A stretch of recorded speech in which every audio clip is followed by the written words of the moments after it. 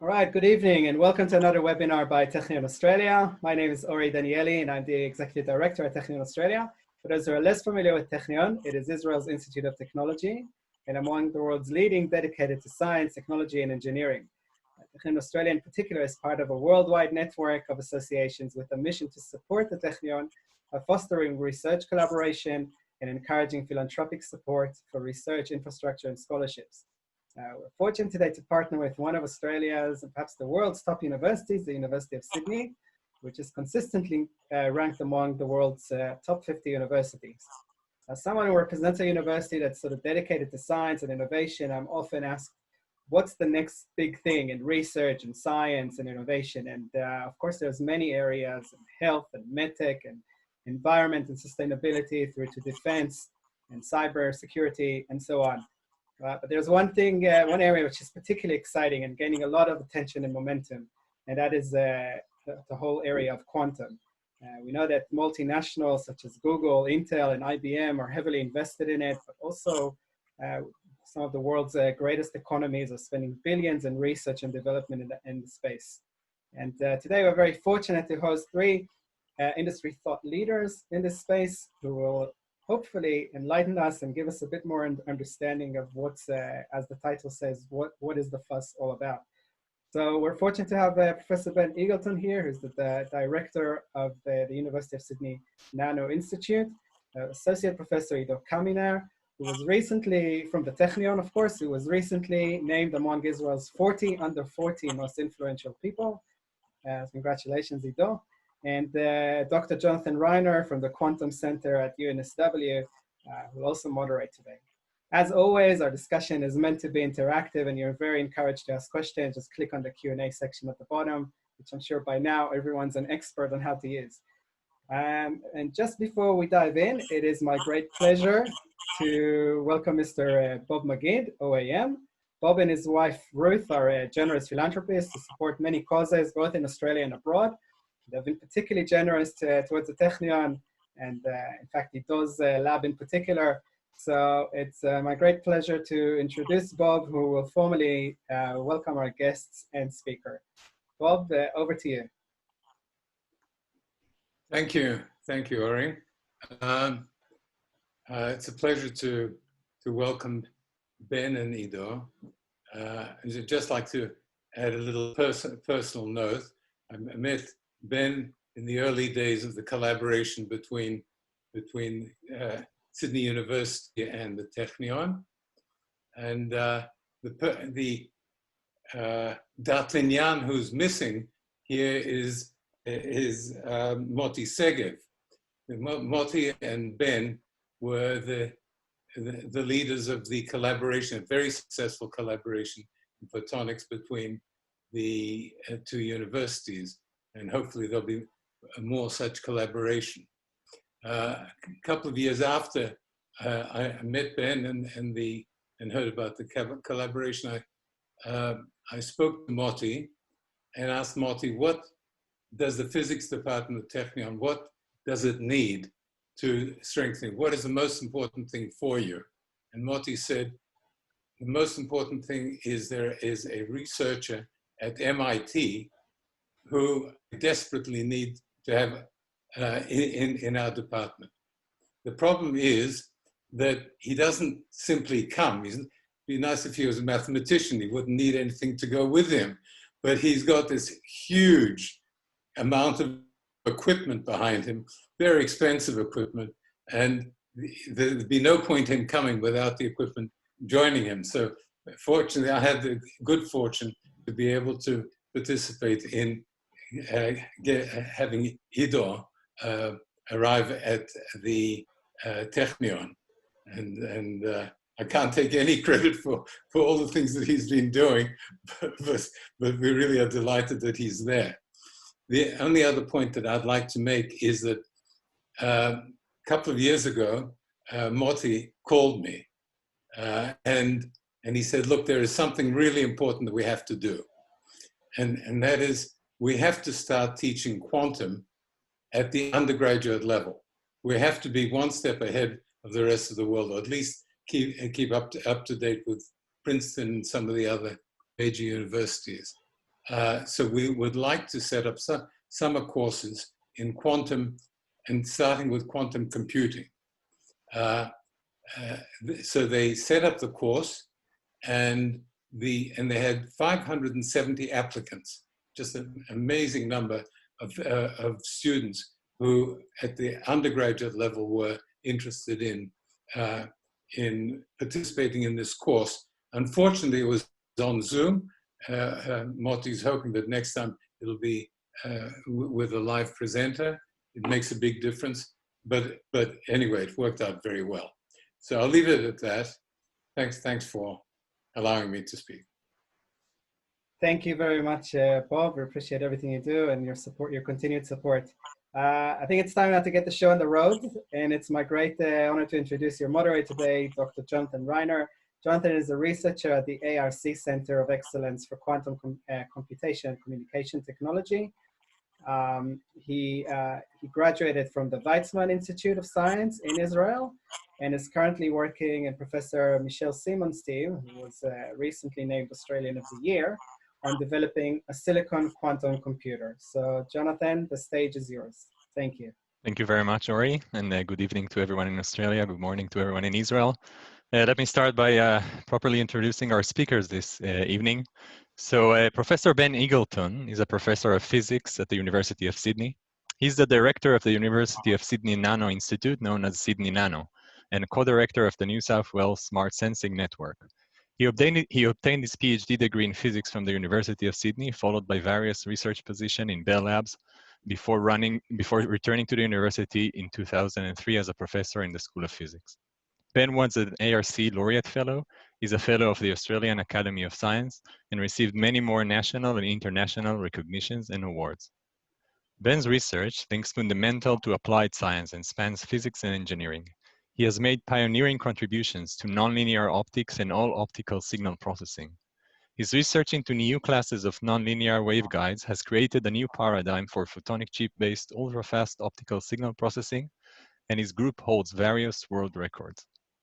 Assistant Professor Ido Kaminer heads the Robert and Ruth Magid, which we're honored to have here with us tonight, Electron Beam Quantum Dynamics Lab in the Faculty of Electrical Engineering. He is also a member of the Solid State Institute and the Helen Diller Quantum Center at the Technion. He earned his bachelor's degree in both electrical engineering and physics, graduating the Technion Excellence Program. He completed his doctoral studies in physics under the mentorship of distinguished Professor Moti Segev, and was a postdoctoral fellow at the Department of Physics at MIT. His selected awards include the Knesset Award for Outstanding Achievements as an Undergraduate, the American Physical Society Prize for his doctoral dissertation, the Israeli Faculty Fellowship, and just recently, he was recognized by The Marker as one of Israel's 40 under 40 most promising leaders. His research focuses on light-matter interactions with novel nanophotonics, X-ray sources, ultra-fast detectors, and extreme nonlinear quantum optics. His group developed an ultra-fast electron microscope, allowing the team to see, for the first time ever, how light flows inside tiny photonic crystals and other nanomaterials. So without further ado, let's talk a bit about quantum mechanics. Quantum mechanics has long ago expanded its reach beyond the realm of physics and physicists. For decades, it also confidently spans between abstract philosophical discussions about conscious and matter-of-fact engineering challenges in tech industries running billions of dollars. It is widely, and sometimes even wildly, present in popular science literature and across science fiction media. Interestingly, in the last year, it makes frequent appearances on news stages. Often mentioned in popular media, news articles, tech and business blogs, and even party talks and politician speeches, quantum is definitely in the spotlights, and perhaps also lost some of its esoteric appeal. Before we dive into the exciting prospects of new technologies, applications, and international arms races, it will be good to touch very briefly on the foundations of this incredible theory, and perhaps demystify some of its aspects. So Ido, I will start with you. Quantum mechanics often appears to people as something unfathomable. Would you answer the challenge of introducing it in a nutshell and a non-intimidating manner? Well, quantum in a nutshell is I can tell you how I try to present quantum when starting a first class in quantum, a class for engineers. So that's the class I'm teaching now every semester at Technion. That is intended for engineers in their last year that want to learn also something about how quantum can connect to what they will do. If we think about here is a very famous application of quantum. If we think about MRI machines that are used today for looking at our a bit of noise in okay, I think we're okay. So we have if we think about an MRI machine, MRI machines are today used to get very high resolution images of the inside of our body. The MRI machine is a great example of something that works thanks to our understanding of quantum. And for this, and I think this is really exciting, we need to go all the way down from thinking about the body and the cells to the water molecules inside the cells, to the hydrogen atoms inside the water molecules, to the protons that build the hydrogen atoms. And then at every particle, like a proton, there is something we call a spin. A spin is a quantity of matter that is happening in a smaller scale. And you know, the fact that we are made from smaller and smaller particles is maybe not such a big surprise for anyone that looked into a microscope before. But I think what is surprising is that the rules that are depicting what this matter will do are extremely unusual. The fact that we look at very small scales, things behave very differently. That kind of behavior is something that I always thought is really beautiful. That when we look at very small scale, suddenly everything behaves differently. And then one example of this is that particles do not have to be in one location and can actually be in few locations at once. Or the particles have new kinds of properties, not just the size and the mass and the velocity, where they're located, how they're moving, but also something called a spin. It's like a new property that describes matter. And if we then try to go back into MRI, we zoom back out to a big machine. In the end, that works because we have the ability to look into the very small scale. And what we actually do in an MRI machine is that we use strong magnetic fields to arrange all those spins in our body in a parallel way, and then use additional pulses similar to radio waves to control those spins and how they behave. And from all of that, we can extract high resolution images. So for me, the interest in quantum is how we can really take this understanding of new properties of matter like spins and then get useful, very important information from it, like these MRI scans that we can do. And that's something that is based on the fact that we understand the small scale and in some sense understand that nature has those additional properties and that we can control them with things we can build. And I think that's the most surprising thing to me. What happened in the last couple of years is that we learned how to develop technologies that use quantum, and especially the information technology that is encoded on the quantum elements. So I'm certain that these concepts are puzzling enough for us to spend the entire hour of the webinar just on the fundamentals. But you were talking about technologies, so let me continue with that and maybe ask Ben. We will get to quantum computing in a moment, but we hear that there are a lot of other quantum technologies out there. Some of them readily available and some are years and decades away. Can you tell us a bit about these technologies, including what's quantum about them and what problems are they designed to solve? Yeah, great question. And it's great to be here. I must say, it's fantastic to connect with Technion, and Morty Segev is one of my heroes. I wish he could join us. It seems that he's at the center of everything at the moment in this conversation. But indeed, so we've had a bit of an introduction from Ido in terms of quantum mechanics, and we'll talk more about quantum computing. And of course, quantum technology, quantum science is not a new concept. I think, as you were alluding to, Ido, the notion of quantum information is relatively new, and that's the paradigm shift that we've seen bring a new wave of innovation and investment and some translation.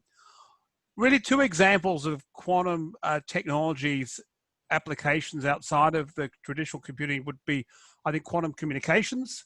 So the idea that you can ensure quantum mechanically that your communications links are fundamentally secure, and obviously that is of enormous interest to banks, finance, defense, and so there's been significant investment and development in that area for many years. There are companies who claim to have quantum secure technologies, and I should say they are quantum secure. There have been some heroic experiments that demonstrate transport of quantum secure information in the form of photons. So we'll talk a little bit more about the different ways you can actually create quantum states. But when you think about communicating information, you naturally think about light waves, you think about lasers, and you think about encoding your qubits in photons. So that's a pretty established field. Probably hasn't seen the investment that quantum computing has had, but it's certainly really important. And maybe we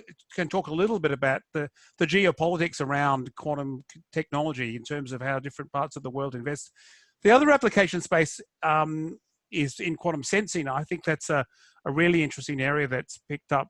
And so the idea of a quantum sensor is not actually to harness the properties of entanglement, but rather to harness the interesting properties of a quantum technology based, for example, on an atom interferometer. So essentially to use a source of atoms that are incredibly sensitive to gravity.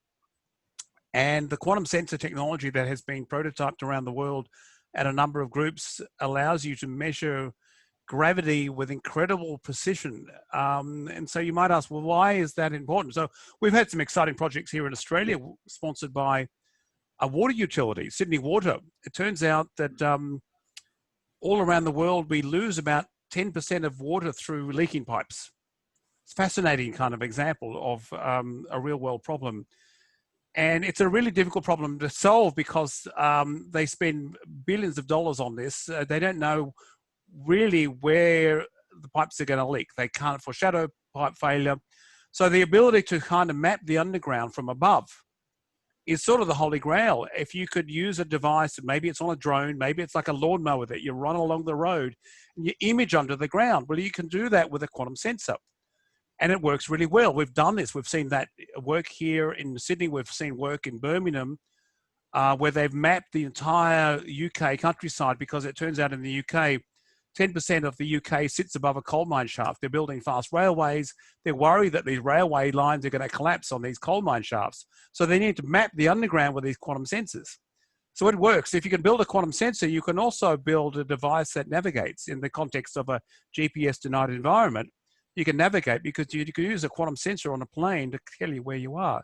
So I think those are two examples where there has been massive investment development and there's real industry pull for real world applications right now. Ben, we'll get to questions and answer in the future, but I will just highlight one interesting question that came about while you were talking, to kind of a yes/no answer and maybe one sentence. Are quantum technologies related to blockchain technologies? Not as far as I know, but there could be a link. I'm sure that the guy who asked this question is related to some venture capital firm. But there would be a link. I'm sure. Look, you know, quantum AI, you can quantum blockchain. What do you think, Ida? Well, we see a lot of connections. We just saw a couple of weeks ago some claim about quantum computing for saving us from Corona. I think it's some of it is hard to separate from hype to what's real, and we hope to see more impact, of course. But I think I don't know of a specific connection like this. I'm sure that in 10 years we'll have some ideas like that coming up. It's, like quantum AI seemed like complete nonsense in 2014-15 when I heard about it first time, and now I see very important things that are being done in this field. So I will never say no. Interesting. So you use the word hype. It kind of brings me to the crazy hype about quantum computers in general.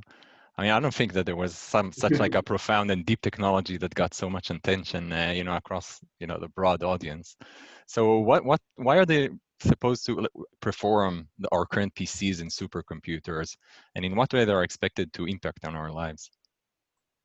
Well, I guess first, maybe something to say about the hype, because in the popular media, in the news, we hear about quantum quite a lot, and I think that it's not too surprising that things are oversimplified there. We sometimes, as scientists, feel a little bit uncomfortable with the level of expectations that are being presented, that are people are expecting quantum computers to replace our phones by the end of the year or something. That's of course a little bit extreme, but it's just 2 or 3 years ago, it was still a debate among scientists whether quantum computers are even possible.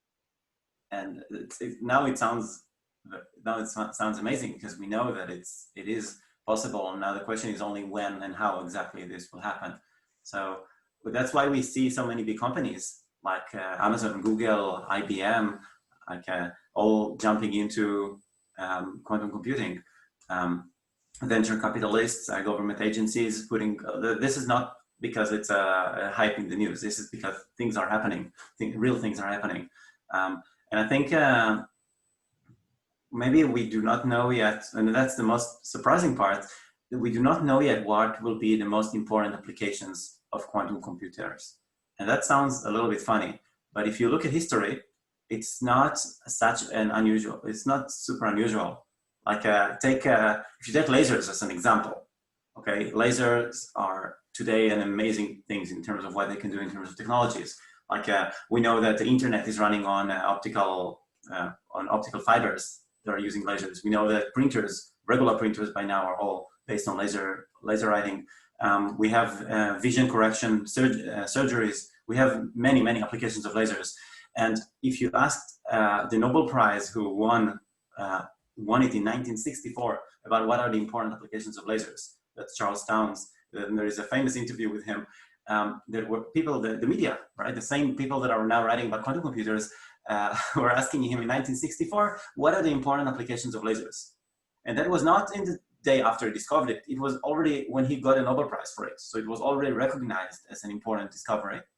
And his answer was the lasers will have enormous impact on the entertainment industry, on holograms. If you go to Disney and you see those beautiful light shows, that's the example he brought to why lasers are important.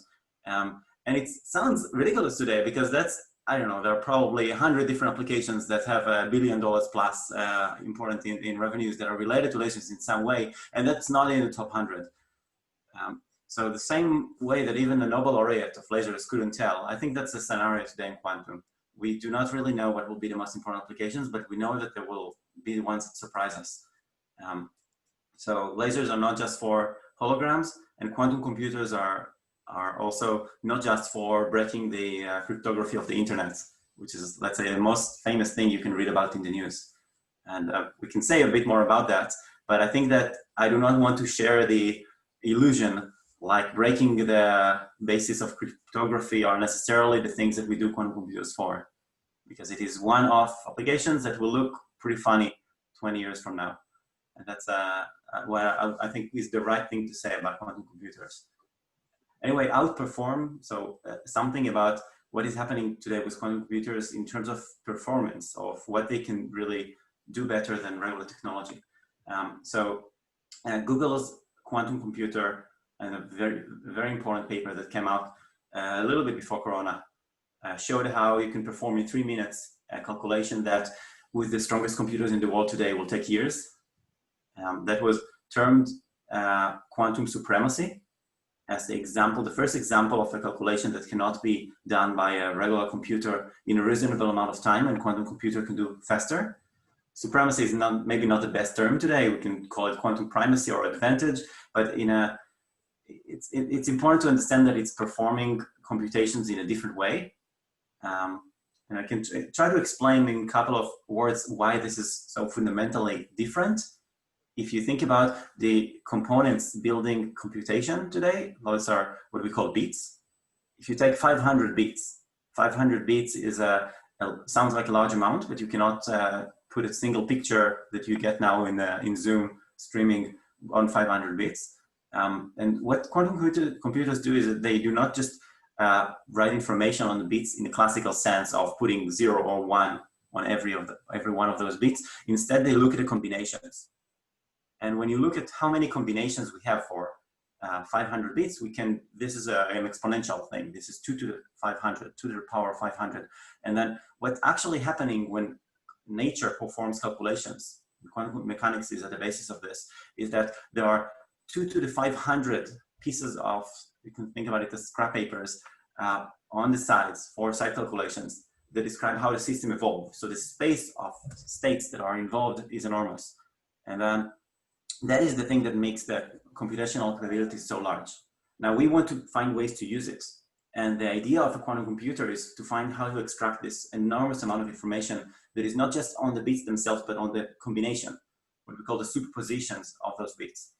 And that, I think the main challenge is that despite nature having all this computational power, it's extremely hard for us to extract that information from the system. So a quantum computer can do everything in parallel, but we don't always know how to find the right answer between all of those different answers, between all of those different options.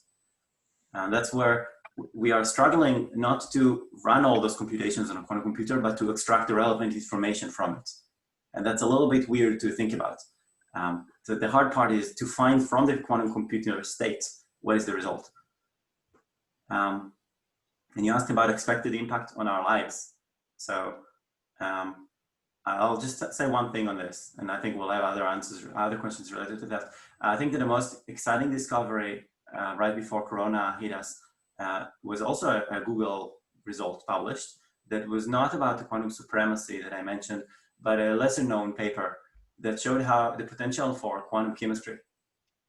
It is the design of new molecules, new materials in general, that is at the foundation of a lot of important things we're doing in medicine, in biology.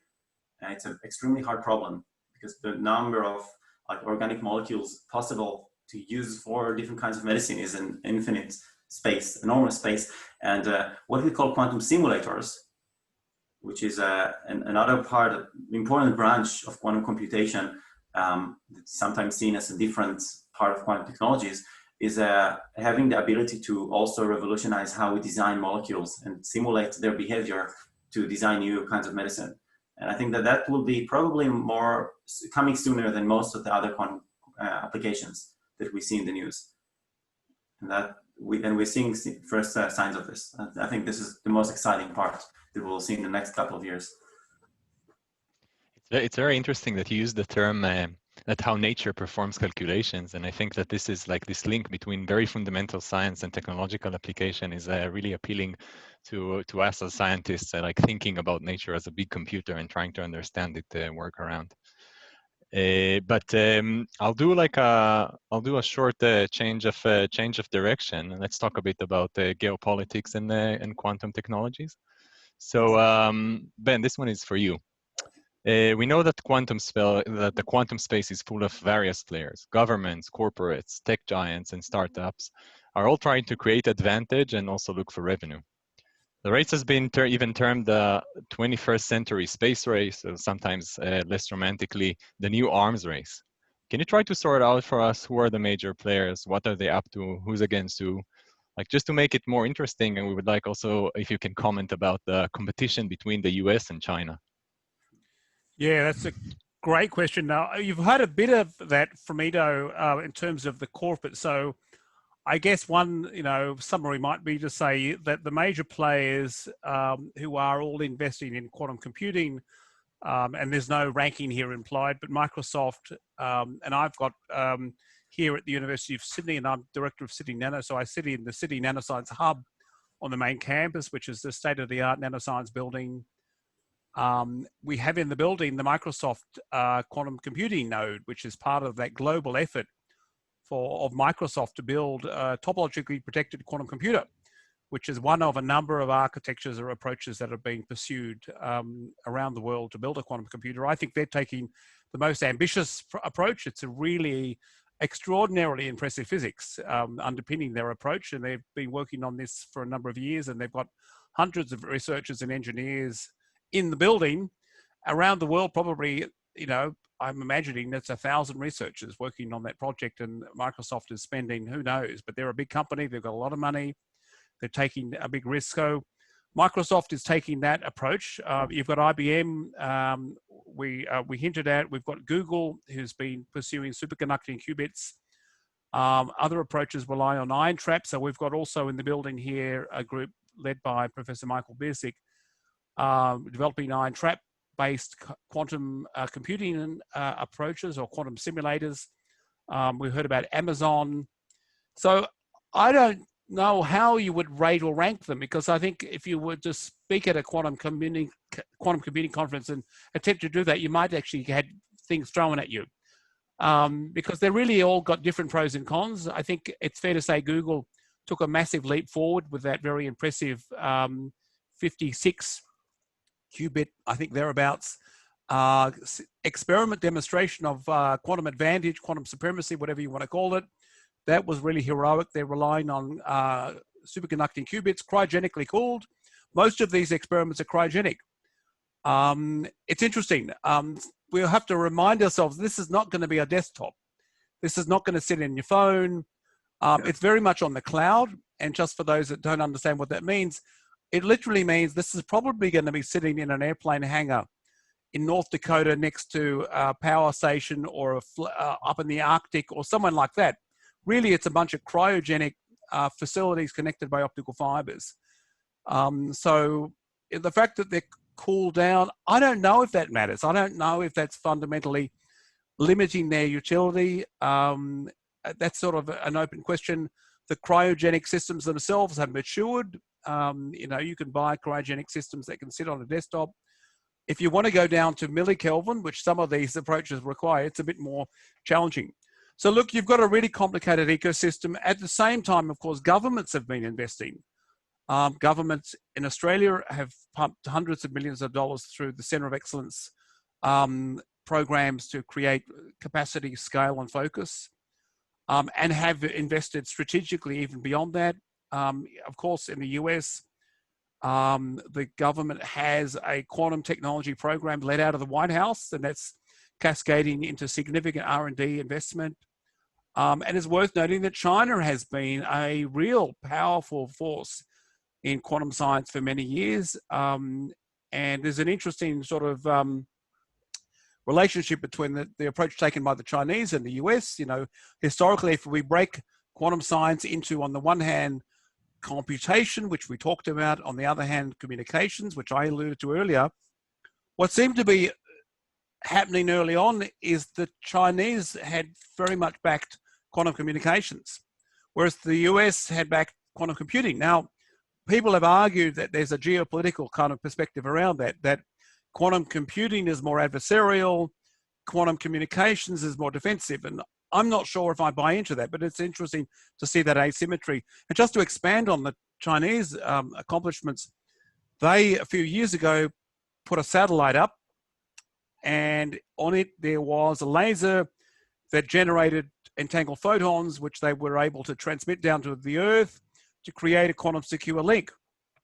Now, that was the front page New York Times all around the world that had headlines. I remember being in Perth a few years ago, and the scientist Zhe Pan, who's well known in quantum science, gave one of the most extraordinarily impressive plenaries I've ever heard given. The first 20 minutes was, I'll just kind of give you the story because it's a great story, but the first 20 minutes was very much traditional plenary-like presentation, a bit of history, a bit of science, a bit of equations. And then he started to talk about the vision, the satellite that could quantum communicate, the constellation of satellites around the Earth, the network of satellites, the fact that they've put something up on the dark side of the moon. They're starting to imagine somehow a constellation of quantum secure routers throughout the solar system. I mean, it was just extraordinarily ambitious, visionary. It was hard to understand what it was all for, but it was sort of this, someone actually said to me as we were walking out, something along the lines of, this is how Darth Vader started. It was sort of a bit of a dark comment, but it was kind of the beginning of this sort of taking over the solar system. But it was fantastically ambitious. So that's a very different, and they've had $1 billion of investment in China, near Shanghai. There are quantum technology parks being created. And then again, the US has sort of backed off on quantum communications, basically investing in quantum computing. But can you explain briefly just like how quantum communication is different? Why is it better than our usual communication network? Well, it's inherently secure. So is it relying on entangled photons that allow you to distribute information? And if someone tries to crack that link, because it relies on these photons that are entangled with each other, the operator knows that it's been hacked. So you've fundamentally have secure quantum communications links. So no level of encryption can match the security offered by quantum mechanics. And so if you're worried that someone's building a quantum computer to hack your systems, probably it's a good idea to have a quantum secure network. I see. Thank you, Ben. So actually, you already gave a very nice overview of what's going on in Australia and the government investment. And it's really quite remarkable that Australia managed to position itself as a quantum computing hub quite early in the game. Ido, I would like to ask you, we all heard Netanyahu has promised to put Israel as at the forefront of quantum science and technology. So how does it work? How does the ecosystem look like in the present? And what are the plans for the future? Yeah, I think it's interesting to see it all around the world and trying to, as a small country, trying to also take a place in this race.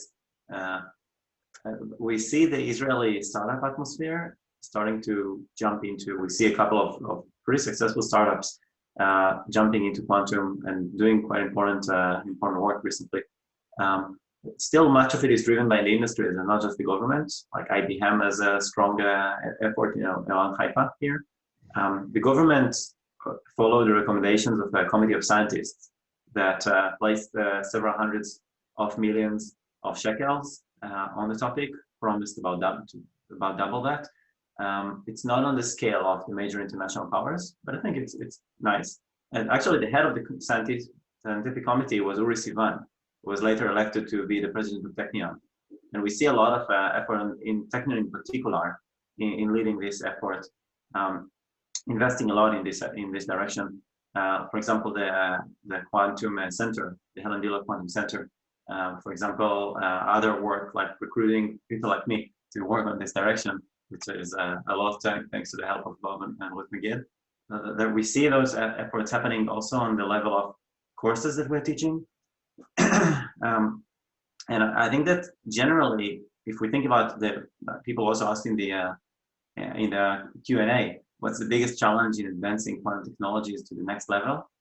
I saw it as an anonymous question there. I think what we are seeing that Israel is pretty good at is on the software side, on designing algorithms, on helping building the infrastructure that will connect us to work on a quantum computer and on a cloud, like what Ben mentioned in a hangar in some airport area in North Dakota. So that's actually already happening on a small scale. Like my students next week are going to get an exercise to run a quantum computer, an IBM quantum computer on the cloud and get some results from it. And that's extremely easy to do. Anyone here can get that done in less than an hour, starting right now. It's extremely easy to get access to those quantum computers. There are small ones, but you can already practice what's happening. And on controlling if you think about the company is playing this game, controlling the connection to the quantum computer, controlling the actual infrastructure. How do you write code for a quantum computer? What is the programming language for that? This is something that the companies are running into, like IBM, Google, Amazon, Microsoft, all want to have the actual way to connect. And we see some Israeli startups that are doing beautiful things in trying to write some kind of an approach that it will cover all of those different methods and will be a universal method for programming any quantum computer. On the hardware side, and I think that this is the place where the most critical bottlenecks are located right now. I think that you need to make a very large investment, like what Google can do, and scales of larger governments. And here, Israel still needs to do much better. We have several very successful research groups, but from a research group that builds a 5-qubit quantum computer to a 50-qubit quantum computer, there is a big gap. And that's where I think that not many players are big enough to be able to compete, and Israel has to do much better. And that's, I hope, what we'll see happening with government support, because that's bigger than the scale of something that a single professor can do in his lab. And that's we see different kinds of technologies being facilitated for that, from superconducting qubits that Ben mentioned to cold atoms and ions. We see photonics playing a bigger and bigger role in that. I personally think that we do not yet know what will be the technology that will take over. even though Google and IBM are very strong on the superconducting qubits games, I think that photonic quantum computers may actually bypass that at some point. And we see China playing very significant roles in developing photonic quantum computers, which is not considered a big competitor by most of the big companies, but is a big effort in China right now. So I think we'll still see interesting advances there. And that's a particular area where Israel is pretty good. So if we see advances in this direction, I hope it will also be here, part of it at least. Thank you, Ido. So just before we open to questions and answer, I want to ask you tricky questions, but you have to be short in the way you answer it. So I'm sure the audience is keen to hear about your own contributions to this exciting field. I'm talking about what happens in your research groups and how it fits into the bigger picture. So Ben, maybe you will start. Yeah, well, my own research is indeed photonics. So, and I run a group that has and works on integrating photonics onto circuits based on silicon, using nanotechnology to create circuits for light. And that reduces the size, weight, power of these photonic systems by many orders of magnitude. And we can demonstrate a number of functionalities for sensing, for radar.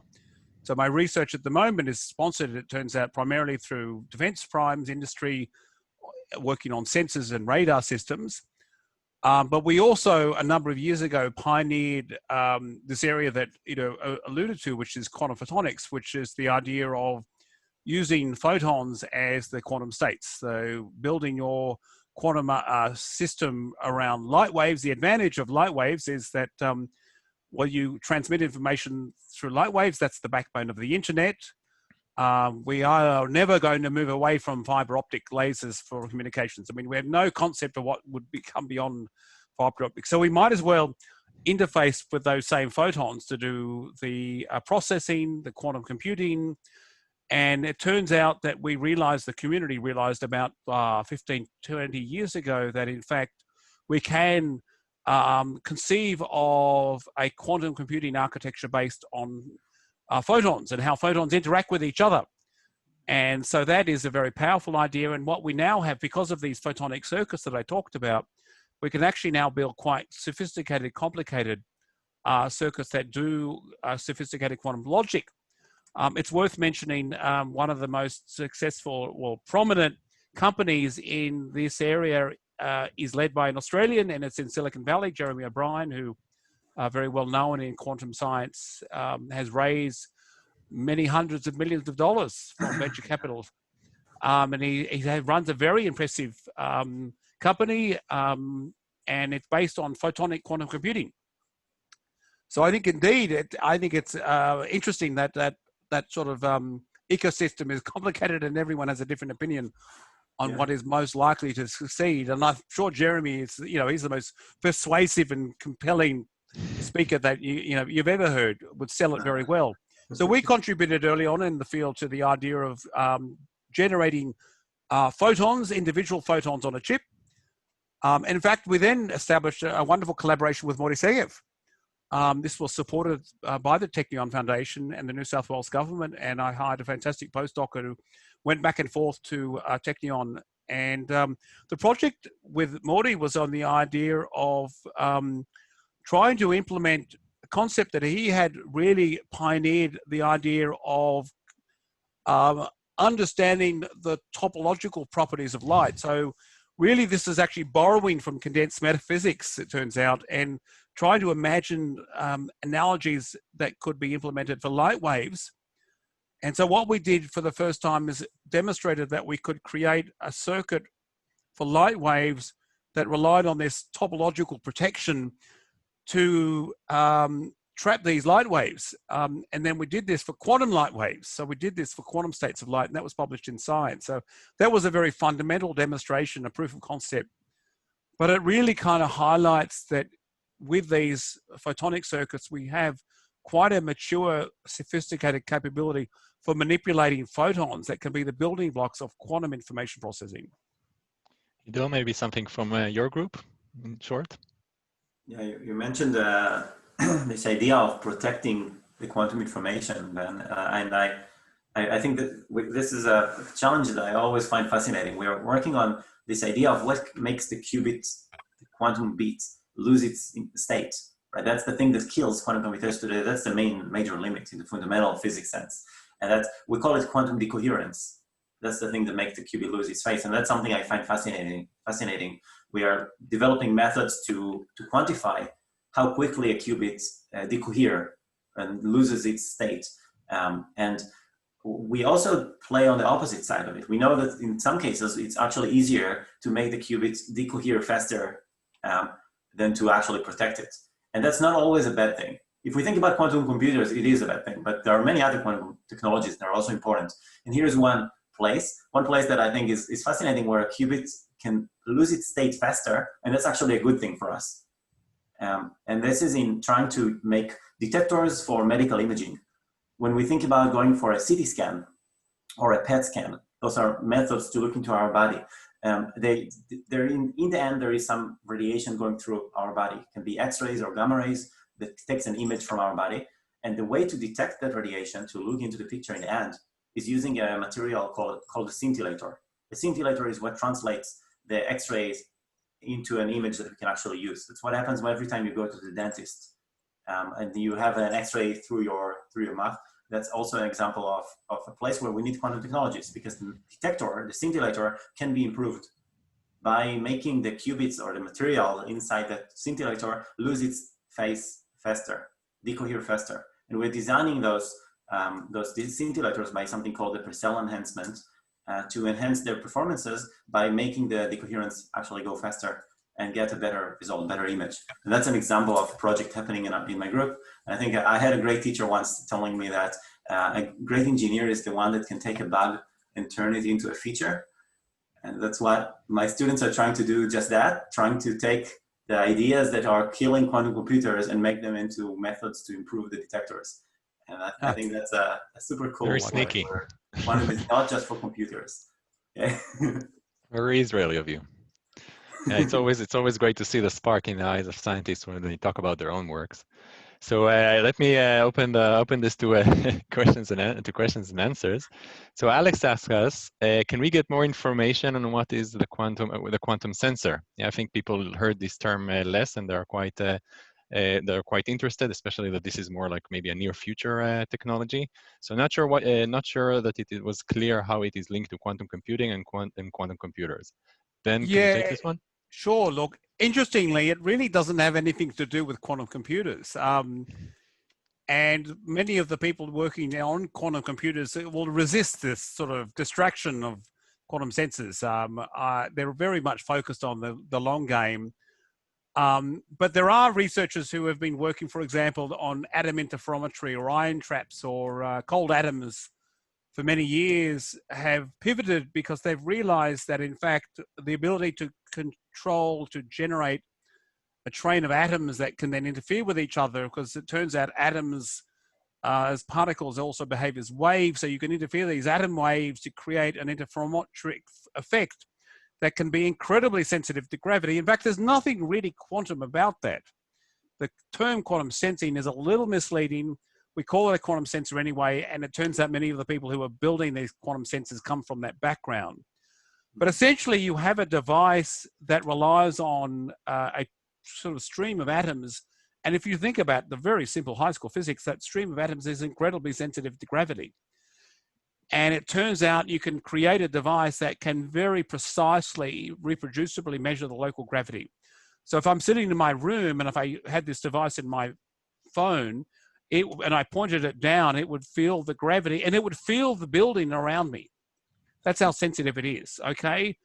And so what I'd like to be able to do with that, well, I'd like to be able to map the underground, and I've got colleagues from archaeology who'd like to go to Cambodia and map the underground to discover civilizations. I've got colleagues who work with NGOs who'd love to be able to map the underground to find mines that are lying under the ground. And as I talked about the water utilities, the mining industry, it turns out to be a very versatile solution that right now it's caught up in the quantum hype. It's a quantum technology, not a quantum computer. but it relies on that same expertise, but it has applications right now. If I could build a quantum sensor the size of my laptop computer, I tell you, I could solve some of the world's most important problems. So just a short follow-up. What in your idea, what devices can go under this title of quantum sensors? What makes them quantum? You know, or why do we call them quantum?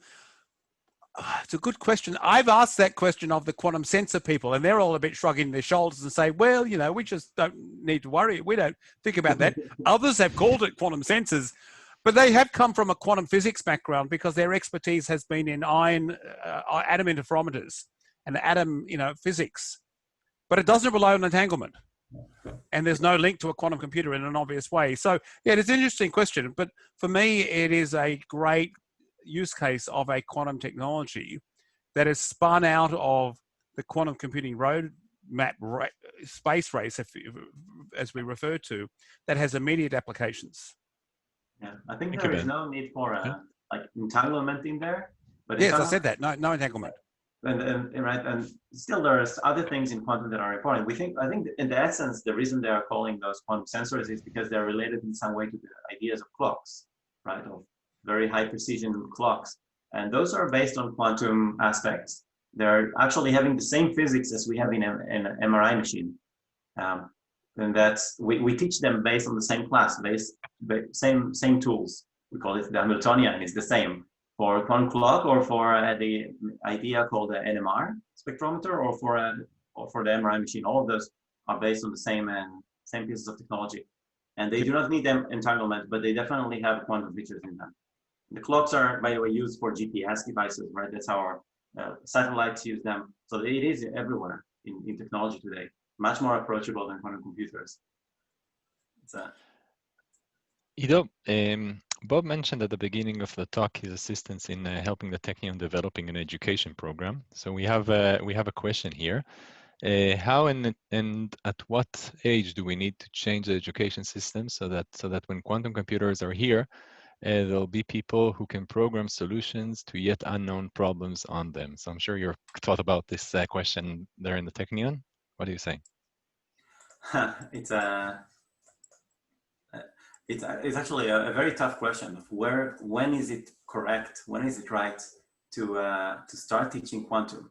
Do we need to do this in at high school level, or is it Feynman, very famous scientist for like Nobel laureate and educator, famous educator, was well known to say that no one really understands quantum mechanics.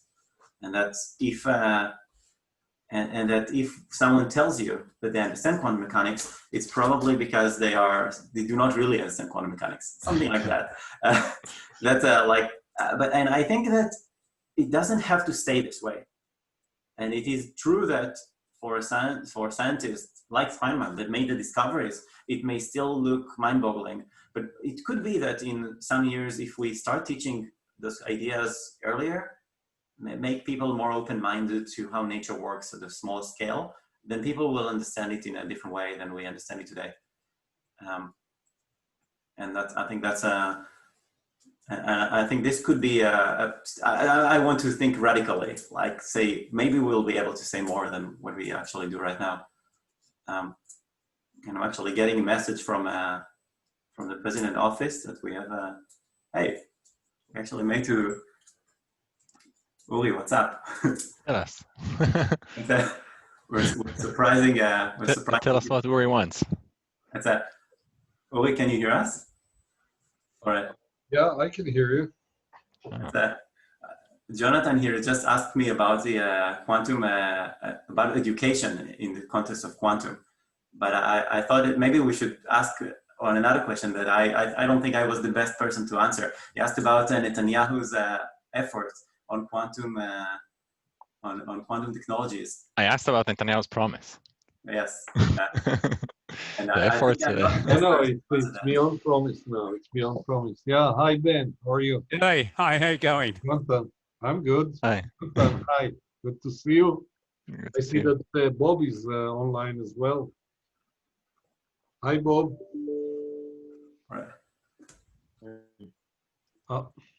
Anyway, I mean, and Ori, I see, is also online, right? So I'll be very brief because, you know, I'm actually escaping some meeting now, so I won't be able for long. So the Israel National Program in Quantum Science and Technology, which I kind of initiated in 2017 and led till 2019, was actually approved by the Israeli government about probably three months ago or something like that. It was expanded beyond what we planned. It has been expanded to 1.25 billion new Israeli shekel. I mean, it's about 3.4 Israeli shekel to the dollar. So I don't know, 400 million, about probably a little bit less than 400 million dollars. So it was approved. It was launched. Daniel Zeitman, the former president of the Weizmann Institute, was appointed by my recommendation, was appointed to lead this program. So he leads that. There is a national board for that program, comprising all stakeholders, and the stakeholders in this case are VATAT, which is our National Committee for Budgeting of Higher Education. So they're part of it, Ministry of Defense, the